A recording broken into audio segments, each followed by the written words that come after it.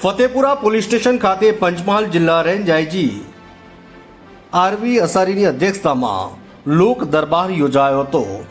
Fatepura police station ખાતે ગુરુવારે 11 કલાકે પંચમહાલ જિલ્લા રેન્જ આઈજી આરવી અસારીની અધ્યક્ષતામાં લોક દરબાર યોજાયો હતો। આ લોક દરબારમાં ફતેપુરા તાલુકાના આજુબાજુના વિસ્તારના લોકો મોટી સંખ્યામાં ઉપસ્થિત રહીને પોતાની રજૂઆતો જાહેરમાં તેમજ વ્યક્તિગત રીતે આઈજી સમક્ષ કરી હતી।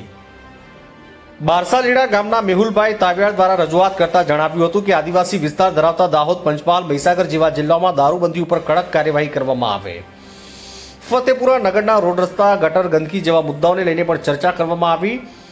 સરસવા પૂર્વ ગ્રામ પંચાયતના સરપંચ દ્વારા બલૈયા ગામે નવીન પોલીસ સ્ટેશનમાં રજૂઆત કરી।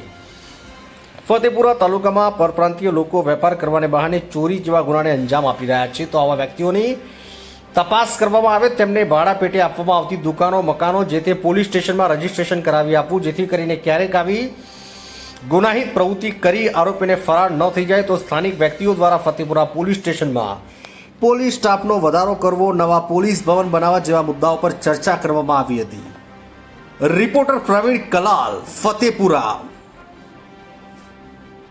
લોકો, નાગરિકો એમના જે કોઈ પ્રશ્નો હોય એ પ્રશ્નોની રજૂઆત આ કાર્યક્રમ અંતર્ગત કરી શકે અને એમના પ્રશ્નોની રજૂઆતનું નિરાકરણ અમે અહીંયા જ તાત્કાલિક ત્વરિત લાવી શકીએ એ માટે આજે આ કાર્યક્રમનું આયોજન કરવામાં આવ્યું હતું।